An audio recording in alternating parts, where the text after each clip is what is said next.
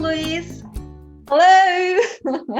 It is so awesome to be back on the show. So thank you for inviting me again. Yeah, as you know, I'm in Denmark, and sometimes here in the summertime, we go on a picnic. And what do you bring? You bring sandwiches, but you cannot do that when you're raw normally. And I thought, why not figure out how to make sandwiches? And my idea for the sandwiches came when another chef on the show brought out this Betty Bussey slicer, and I'm like, that's it. That's how you do it. And I just instantly had to have one. So today I'm going to show you how I'm going to make sandwiches with this thing here, but you can also use a regular mandolin, but they're, honestly speaking, just not going to be as big or as good, but you can do a smaller version of them. So at least you kind of try this technique. So like Larissa said, today it's raw sandwich wraps, and we're going to have an avocado spread, a pesto, and a sun-dried tomato spread. And it's a tall order. There's lots to do here, so I'm not going to talk too much. I'm just going to get right into it. You already have the ingredients list, so instead of showing you everything, it's too much, basically. I just hope you have everything in front of you. Tools wise, you're going to need a good knife, maybe a smaller one, a spoon, a peeler, one for juicing lemons, a grater, yeah, some toothpicks. I can show them here, some rounded ones preferably, those works the best.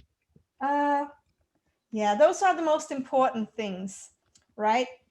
So I was thinking first we'll start off with making the various types of spread, and then I'm gonna show you how to make the wrapping, so to speak, and at the end we'll cut all the things for the layers and just assemble everything, right? And depending on how many slices you get, that will determine how many sandwiches you're gonna get.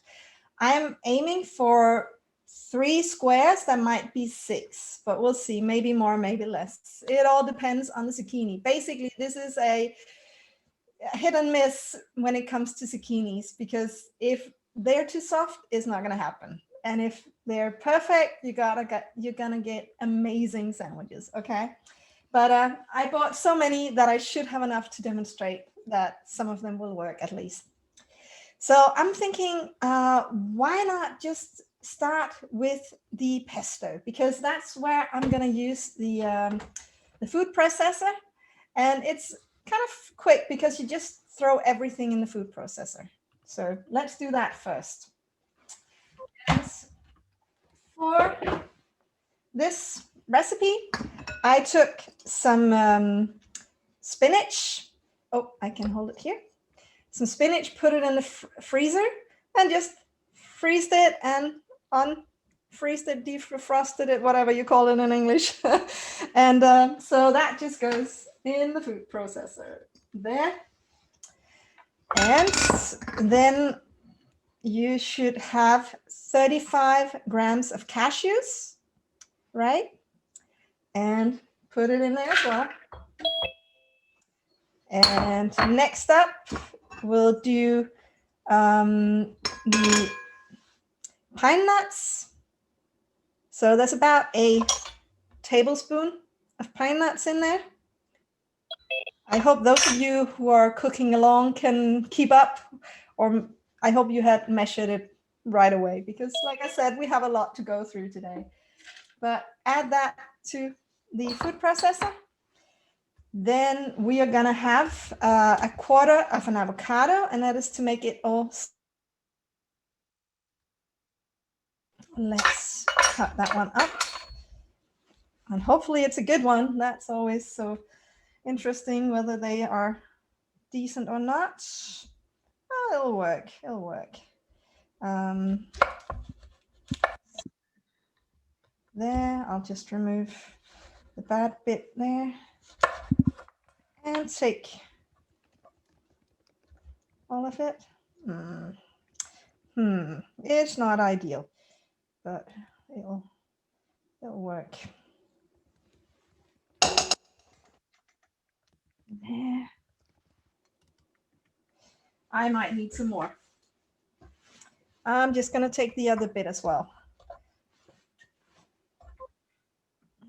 A little bit more there. Oh, like that. It's all right. That should do it. Okay. And next up, we can do the arugula. So I rinsed this already, and I just wrote like a handful, and I guess this could be a handful, right? I'm not like very specific with my measurements because it doesn't matter that much. It's going to taste great anyway, but I really like arugula, so this is going to be a bit spicy. This pesto, and just add it there. And then we have some basil, and again a handful, so that would be like the top bunch or something. I need a scissor for that. And I washed everything beforehand, so good. They're nice and big chunk. Okay. Might as well throw that in there. And let's see, then we need some lemon. And half a lemon. I hope you can keep up. And I'm just gonna squeeze it into the food processor like that. Okay.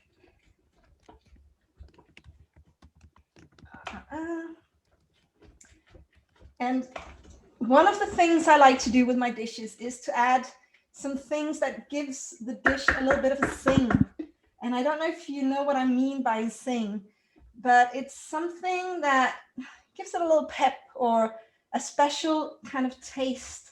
And like that could be lemon, for example, or the arugula, or any kind of onion or garlic or ginger or even chili. That all kind of gives it a little zing. And yeah, I want the dishes to taste of something, and that is my go-to things when it's raw. So that was the lemon. And then it says maybe some garlic. I'm gonna pass on the garlic, but if you want it, feel free to add it. Just remove the skin and put it in there, half a clove or however much you like. But no thank you to me. I just don't feel good afterwards, so I prefer not to have a hangover. And let's see, cashews, avocado, spinach, pine nuts, basil, arugula, lemon, and then some water.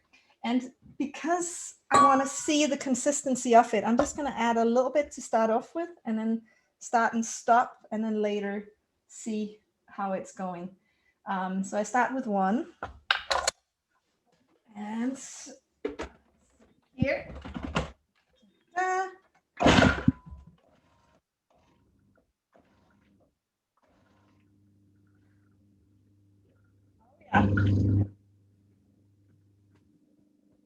And this needs a bit of pushing it all down. So, Louise, could you please repeat what's in your blender one more time? Sure. 33 grams of cashews, a quarter of an avocado, a handful of spinach, 1 tablespoon of pine nuts, a handful of basil, about 8 grams, but it's not that important exactly how much. 1 handful of arugula, half a lemon, like the juice, 1 to 3 tablespoons of water, and I still don't know how many, and optionally half a clove of garlic. Yeah. Such a beautiful ingredients. What a way to make pesto. Healthy pesto. Yeah, well, I hope you like the taste of it as well. There, let's see.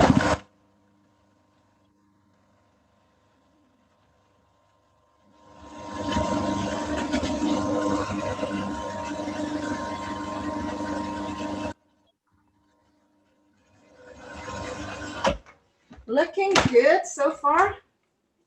Yeah, just a few more spins, I think.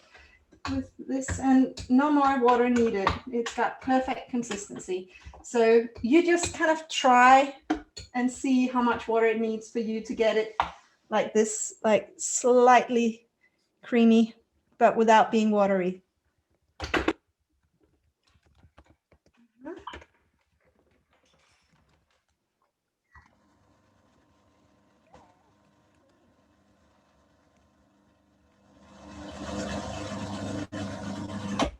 Okay, I think we have pesto in the house. Let's see. I'll put that over here.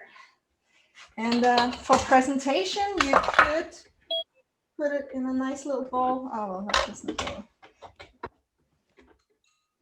But we are gonna put it inside the sandwiches in a little bit, so it's not gonna stay there very long.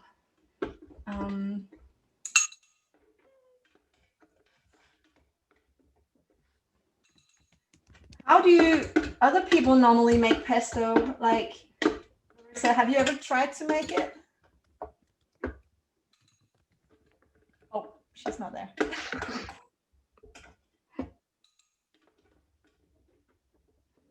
Or Doug, maybe you've tried it and have some other tips for how to make raw vegan pesto. Oh, yeah. I mean, there's so many pestos. It's hard to go wrong when you make a pesto. Right.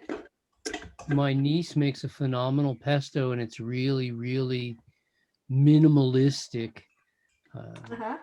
I always want lots of lemon in my pesto, and other people don't like lemon at all. So, you know, it's just hard to go wrong.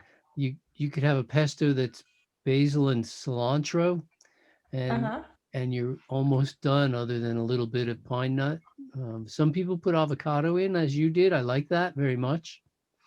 I think it's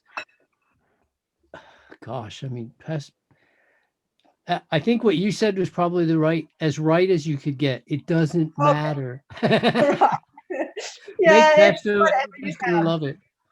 And, okay. And I think the difference in pestos is more about how much you process them. So some people process them down to pulp, and some people just down to a more powder, and they all work. Yeah, I like a bit of chunkiness in mine. And yeah. Okay, let's move on to the sun-dried tomato spread. Okay. So what I did was I soaked, I think about 6 sun-dried tomatoes for, maybe 5 hours. So they're nice and soggy. And I'm just going to chop them up as the first thing. And I can kind of slice them on the long edge. So I basically just want as many tiny, tiny tomato bits as possible. And this is going to be very tomatoey. And like I always say, remember to turn your fingers in a little bit. I haven't been doing that, bad me. But just so you don't chop off your fingers, be very careful here. But sun-dried tomatoes are definitely one of the zing tastes as well that I like to use. And of course, when you soak them, you make sure to get a lot of the salt out. But I must say there might still be tiny bits in there. I don't know if you can remove it completely. So let's see. I'm just gonna chop that into tiny bits. I did sharpen my knife, but I probably could have done it even better. All right. But what you should end up with are just these tiny bits of sun-dried tomato. And I never know whether to call it tomato or tomato. I guess it depends on what country you're from, right?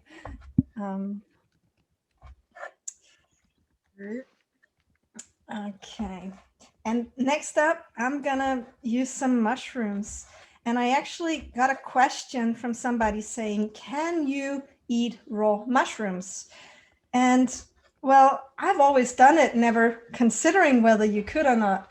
But I would like to hear you, Doug. Is there any like reason why you shouldn't eat raw mushrooms, or yeah, is it okay, or what's your Well, opinion on that one? it's interesting if you buy shiitake mushrooms by the case, as we often do for our retreats. Uh-huh. It says right on the box, "Do not eat raw." Right. It says so on the box, and I was at the Vienna farmers market last autumn, and they had 4 or 5 different kinds of mushrooms that I'd never seen before at one of the booths. And I asked if you could eat them raw, and everybody said no, no, no, um, which piqued my curiosity immensely. I said, well, what would happen if you were to eat them raw? I mean, are they toxic? Are they poisonous? Uh, and they go, oh, no, no, they're not toxic in any way. It's just that nobody ever eats them raw. So Okay. I tried to pursue that a little more, and I wasn't sure how much of it was a language barrier. Um, but eventually, when I finally got somebody with English that worked um, well enough for me to understand, they explained that, oh, of course you can eat all of the mushrooms on their table. You can eat them raw. It's just that most people have recipes that they like to use, you know, garlic and olive oil or butter and onions and things like that, and then fry up the mushrooms along with that mixture um, to make rushdi or some of the other um, traditional dishes from that area. So I ended up eating some of the mushrooms raw. In fact, we used one of them called a parasol mushroom on Uh-huh. one of the episodes of Let's Cook Raw. But even then, when we went to Wikipedia or something, read up about parasol mushrooms, and they said don't eat them raw. But it turns out that it's only the stems. They say don't eat the Right. stems raw because they contain something that can bother people. But the mushroom itself is perfectly fine to eat raw. It's like a lot of plants where you can eat the flower, but don't eat the leaves because it's a completely Okay. different. You know, I mean, you can eat the I tomato, but read don't eat the tomato plant. Uh, I read that some, I think it's oyster hats, oyster mushrooms that are kind of, they're too bitter when they're raw. well, there's lots of Um, mushrooms that are. It's an interesting thing. I asked a mushroom expert one time, uh-huh. can we eat the mushrooms that I see growing on wood? You know, because you'll see a lot of downed wood or old trees with mushrooms on them, and he said they come in 2 categories. There's the kind that you can eat raw, and the kind that you can eat, and the kind that you can't. But the kind Right. that Yeah. you can't because they're too tough. They're just hard as nails. And he said it's not because they'll harm you. You just can't eat them because you can't chew them. They're too tough. Okay. As opposed to the mushrooms that come up out of the ground, which are either toxic or not toxic. All of that is a Yeah, we preamble to got to make answering sure your people don't go question. out and pick the toxic ones. Yes. So as the preamble to answering your question, which is that technically mushrooms are fungi; they're not a plant, and the old concept of animal, vegetable, mineral doesn't really hold because there's also fungi and there's also other life forms that we don't, you know, they don't fall into the animal, vegetable, mineral categories. Right. So, Well, I better just so the jump in. vegans typically eat mushrooms anyway, even though they're not plants, because they're not animals. And that's where the vegan concept comes from. So I certainly accept mushrooms. I don't agree that mushrooms have some supernatural powers that make them better than everything else.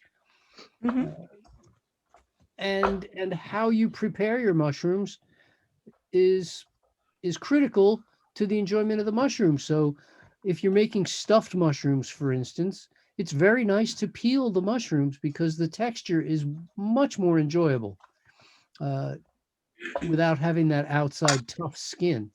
What you're doing now, where you're crushing them with your hands a bit and texturizing them, this is hugely important We do the same thing with kale chips. Before we make kale chips, is you got to Mhm. crush them a bit to, and it just makes the texture more of what you want to prepare. Okay, thank you so much, Doug. That was very interesting. To give you a moment. I better explain what I've been doing. So I took all the sun-dried tomatoes and chopped them up, and then I chopped half of the mushrooms because I actually realized these mushrooms were bigger than the ones I originally used for the recipe. And so I don't need as many. So sorry about that if you have really big mushrooms. And I just chopped up about two, maybe 2.5, and hand mixed it with the sun-dried tomatoes. And next up, we are going to use a quarter of a spring onion. So a whole one, a half one, and a quarter. And I took the top off, and I'm just going to chop it very finely. Maybe start on the long edge. So Louise, you're not blending the tomato spread. You just No. chopping it. Okay. From now on, no more food processing. From now on, it's all chopping and making tiny bits with a knife. So I hope you can see what I'm doing.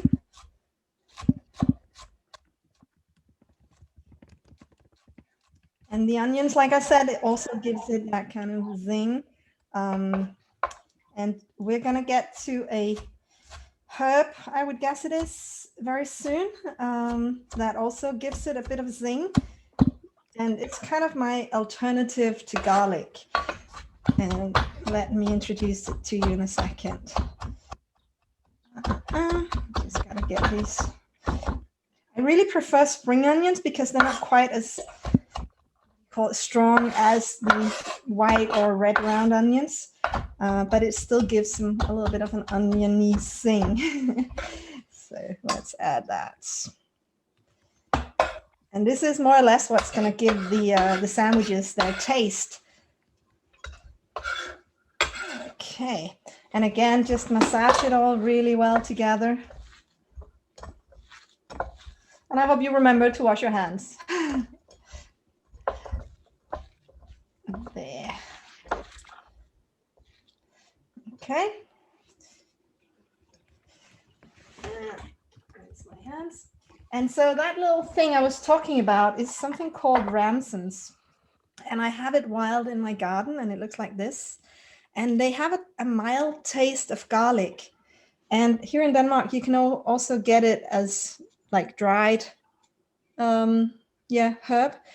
So I'm going to use 1 or 2 freshes, or maybe 3 now that I picked it. Why not? It tastes so good. But if you don't have that, you could alternatively use the garlic chives, which should taste a little bit similar. But to be honest, I've never tried garlic chives, so I don't know. Well, garlic chives are lovely. Yeah. Really Do they lovely. taste a lot? Do they taste a lot of garlic, or? Yes, very much. Okay.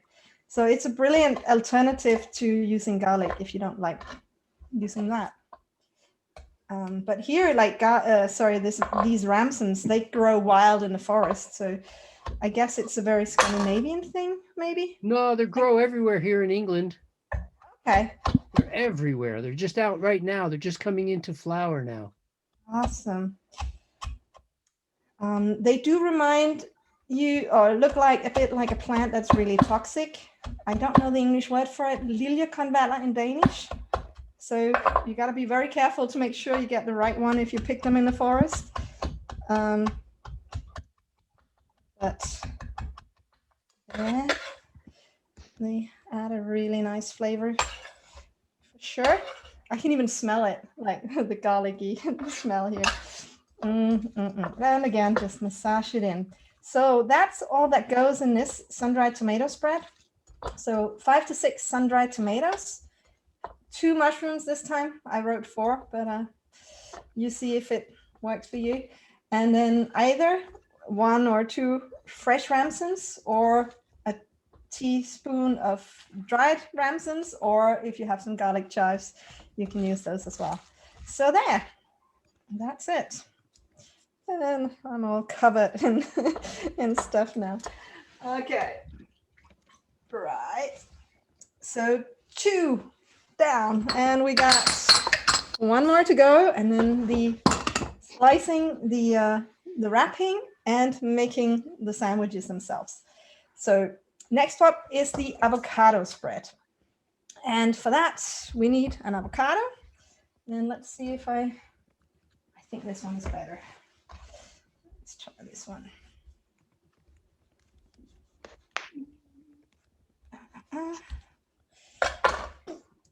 Yeah, it works. And you kind of do that one. Yeah. And well, this one is kind of the same technique. We're just gonna mix it all together. So I tend to like to just slice it up. Be very careful not to slice into your hand. You can use like a butter knife if that is more comfortable, so you don't break the skin. I just like make little dice like slices here diagonally or whatever, just like you would do if you had a mango and you want to make it really nice, and you kind of turn it inside out. I don't think if that technique works with an avocado, kind of. Maybe you never tried that. Oh well. And we need a bowl, and there is a bowl. So I'm just gonna put everything in there, and with a spoon, where did my spoon go? Oh, it went into this bit here. There. So take the whole avocado and get the little bits into the bowl. Fairly easy. And next up, you need 3 mushrooms. I know I'm going a bit mushroom crazy in this dish, but I guess once you bought a package, you might as well use all of them, right? But I like mushrooms in dishes because they're kind of giving it chunkiness, but still softness. And yeah, it's just nice texture, I guess, because as such, the flavor is not very strong. But there we have it. And mushrooms, and whether it's like shiitake mushrooms or brown mushrooms or white, it doesn't really matter. It's just whatever you like. And again, I'm just gonna chop them up in little bits and add it to the mix. And I guess you could make your own dressing. Like, it doesn't have to be these 3. You could make one with fresh tomatoes, or you could make a nut cheese kind of like dressing or spread. It's just whatever kind of thing you like, what you have around, and you just kind of make up your own, as long as it's not runny. It has to be a bit thick, like some paste you would normally put into a sandwich, right?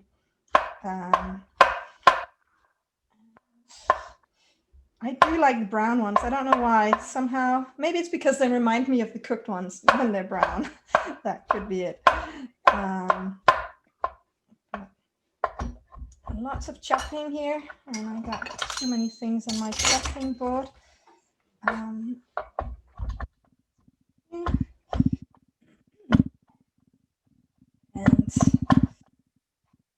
yeah, it's really just your own imagination that puts the limit to what your sandwiches are going to be like. So whatever like vegetables you like, you can just put in there.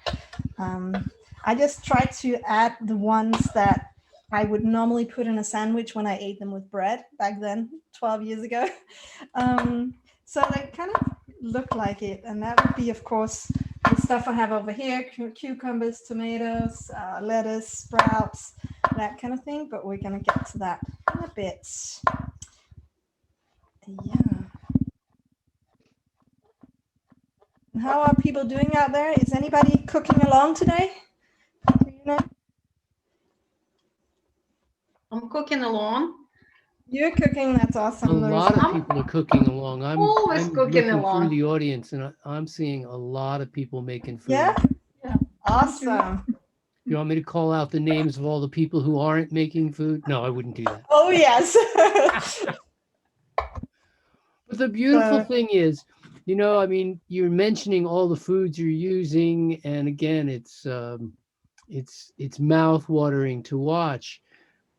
But Awesome. we have every advantage, right? I mean, I really feel sorry for cook food chefs who are trying to turn brown food into something delicious for our Yeah. eyes and yeah, okay, they can do things with smell, but so can we. Mm, And they can do a tiny bit with texture, but nowhere near as much as what we have in terms of texture to work with.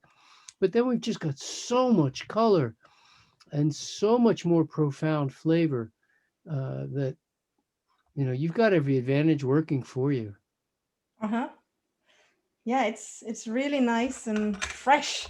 Like it just looks so fresh.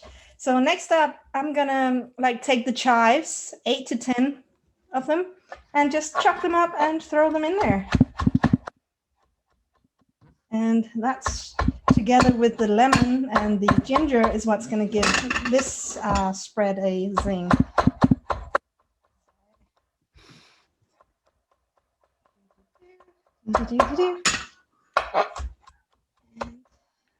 I can't wait. I'm gonna eat all of it on my own after the show. So, I'm gonna be so full.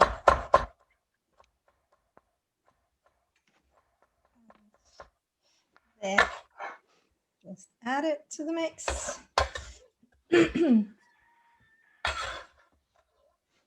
There. And then half a lemon. And you just squeeze the lemon juice in there as well.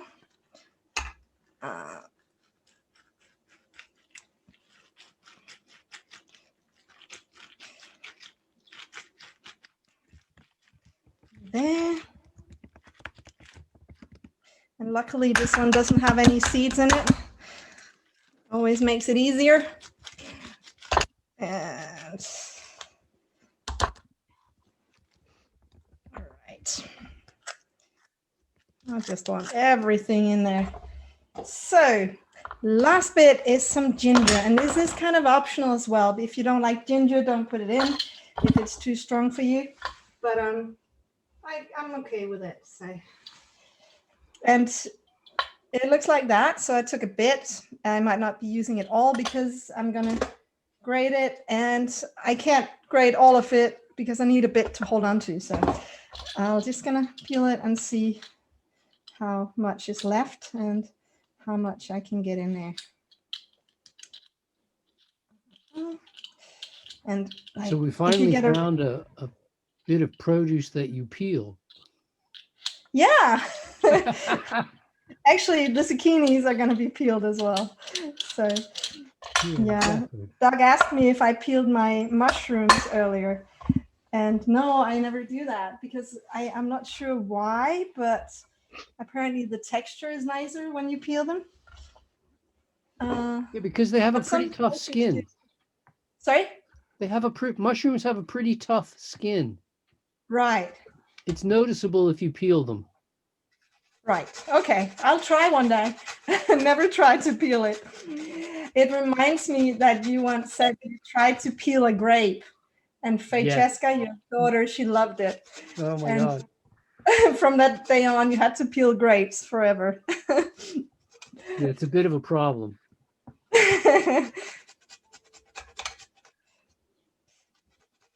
Yeah. Well, I feel a bit like that with mushrooms. I think I'm too lazy. I'm just gonna go for the quick option. And I don't always just peel my ginger. oh, okay. I guess you could just use it with the yeah bit on the outside as well. So there, ginger in the bowl. And I better distribute it nicely so it's not too spicy in one bit. So that was 1 avocado, 3 mushrooms, half a lemon, the juice from a lemon, 1 times 2 centimeters of ginger. Maybe it was only 1 times 1, and then 8 to 10 chives. And I'm just gonna do the massaging and get it all sticking together. And yeah, it's up to your own taste buds how much you want it to be a smooth cream or if you want the chunkiness in there, all up to you. I think this is good. Yep. And I think I'm just going to rinse my hands here.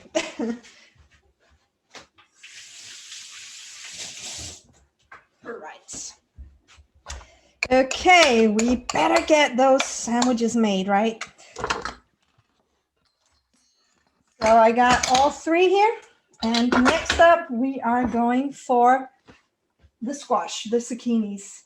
And this is where this beauty comes in. So it's called a veggie sheet slicer. And it works by lifting this bit up. And then there's a little button here on the side that kind of holds the bit up. And you have a end bit that holds the zucchini in place and a middle bit that you can take out. And then this thing protects the sharp blade here. There. So the thing is, we're first going to cut and peel the zucchinis, and they have to be the right size. So I'm just going to peel this one, and you could use it unpeeled. It just looks nicer that it's all white. And I try to find zucchinis that are not too big, not too small, and they're fairly straight and they're fairly firm. So I tried some zucchinis that had like gone a bit too old and the middle was kind of going soft. That didn't work. So you want them fairly fresh.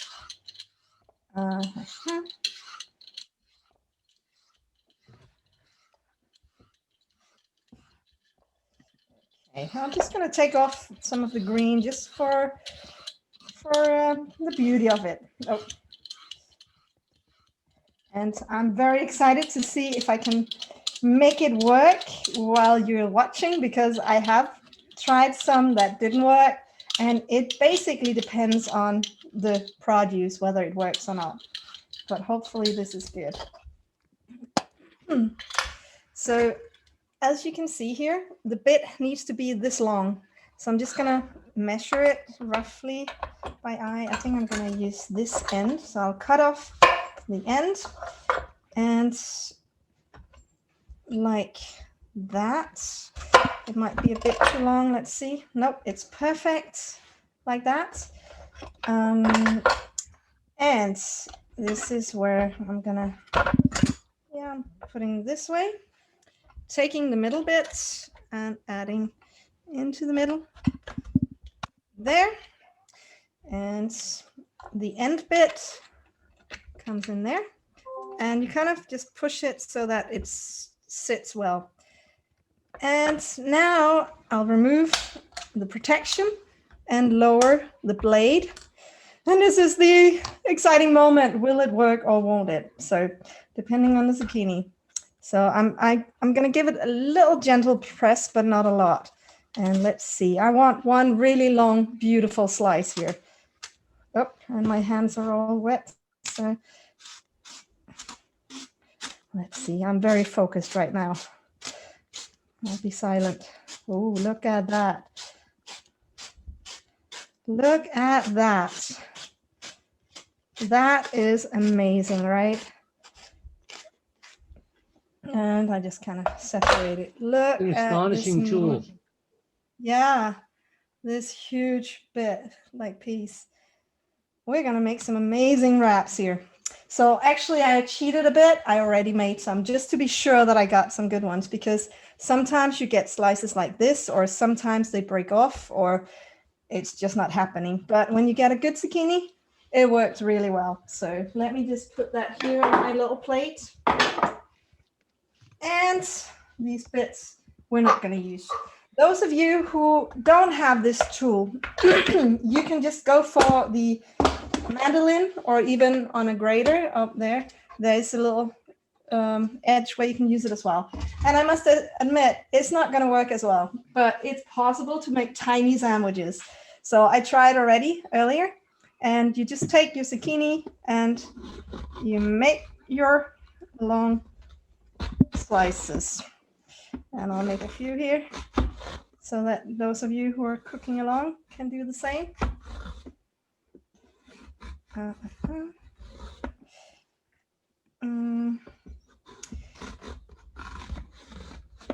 Let's see. Got a few. That should be enough for at least one or two. Like that.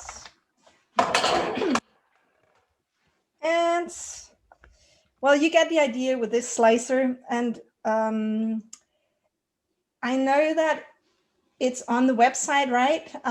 Melissa, it's if anybody's interested in it, I think it's about 20% off on your website, right?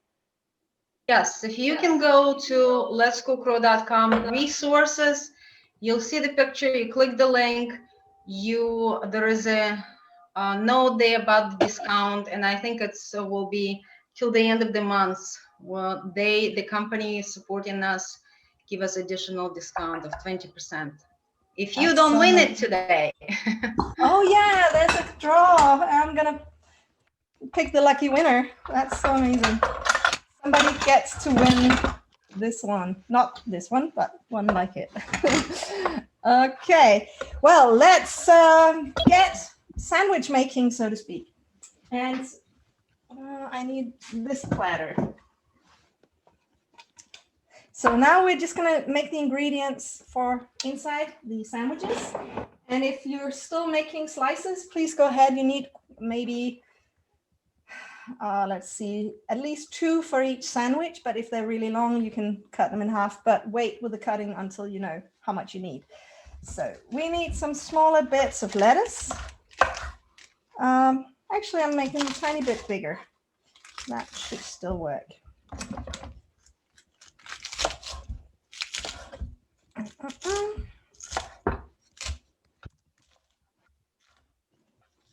There. And we need some slices of tomato, just like you would with regular sandwiches, right? See if this one is any better. Nope, definitely not.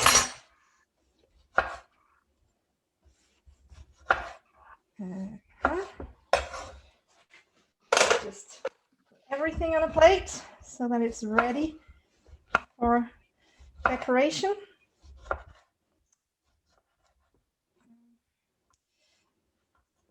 And what I like about this dish is that you're getting so many different vegetables.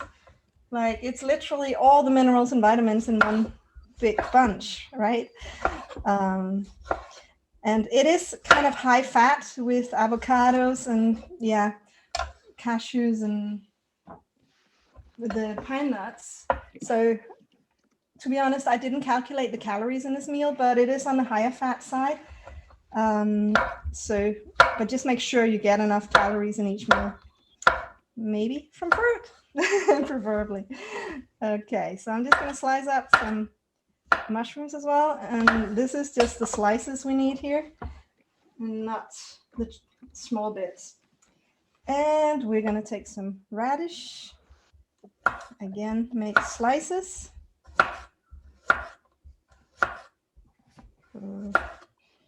This is tricky. That's tiny. Radish kind of gives it a bit of a zing as well. It is a little bit spicy and yeah, it's nice in there. And I would put it in a regular sandwich as well. I don't know if you can see my beautiful platter here. That's coming well along. Like that. Cucumbers, slice it up. Oh.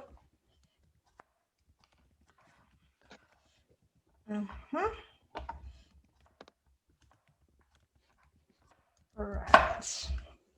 And then I'm gonna add some sprouts in there. I think that's enough, right? I'm not gonna use everything, just, yeah, a little bit. But sprouts are just amazing. Like they're so decorative and they're super healthy and they taste great. So why not? So definitely some sprouts in there. And I actually also had these donated to me from a company called Tasty Coconut. So this is broccoli sprouts. I never tried them before and they taste really, really good. So I can highly recommend broccoli sprouts. That said, the company is Danish, so they only ship to Denmark and Sweden so far. So sorry for all you foreigners that is not Danish or Swedish. But I'm sure you can get them. You can even grow them in your own home. So I'm just gonna cut off some here. And there, that could work. And bell pepper. We're almost there.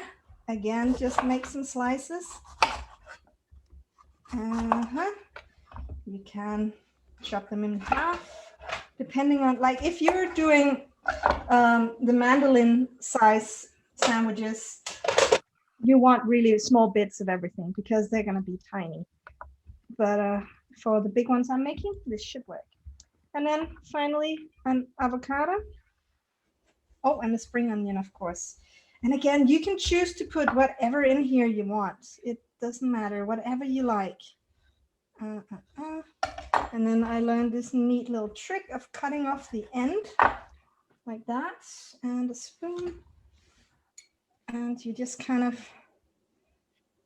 cut out everything like that. There. Okay. I would love to do more.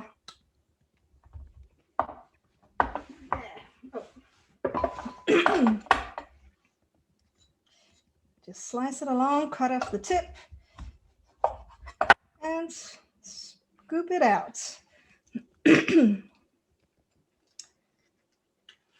And now that I'm making all this compost, it's just going to go in my garden. So if you can, then definitely compost all these bits so that you're going to get beautiful garden soil. And I think we had some spring onions somewhere. Again, just some slices like that. And you can just throw them in your sandwiches as well. There, as much as you like. Okay, I think it's assembly time. And I can see that we're running a bit out of time, so I'm going to speed it up a bit. Oh, it's typical. But we can do it. We can do this. There. Okay, so here are, let's swap these around and put, let's see, that one, and that one. I hope you can see it. Yeah. So I'm just going to take the really long bit that I did before. And this is the exciting part, right? And I don't think I'll be using all of it, but we'll see. And I had this bit that was done earlier. And I kind of make a cross. So it's a T. And I'm going to fold it up like that. So now I'll start to just layer stuff here. Add some tomatoes and some lettuce, some cucumber, maybe some avocado, and a little bit of bell pepper. And then I want maybe a bit of, let's do the sun-dried tomato in that one. And I just kind of spread it out on top of everything like that.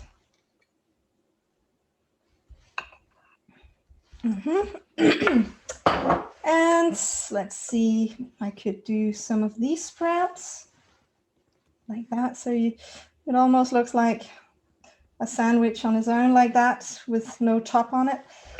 And just take this bit, wrap it up around it, take the side, wrap it around like that. And I should have moved it a tiny bit to that bit. And oh, now I have a problem here because I don't know if you can see it, but it's breaking up. So I better remove that and move it a bit. That's Yeah, the trick of working with zucchini. So roll it over, and it needs to be a little bit tight. And if you have the these bits, you of course do it in way smaller scale. I'll show you in a bit. That's you wrap it around, and you take this bit here, wrap it around like that. Oh, that broke. And like that. And the zucchini decides how big it's going to be. Take some toothpicks, and you can either like do this, or you can just put it through. And I'm going to put it through because I'm going to cut it in two triangles. So like that, and like that. And then this bit is not going to work for cutting it. And you can put more in if you want, but basically you're gonna just cut it like that. And voila, you have your sandwich.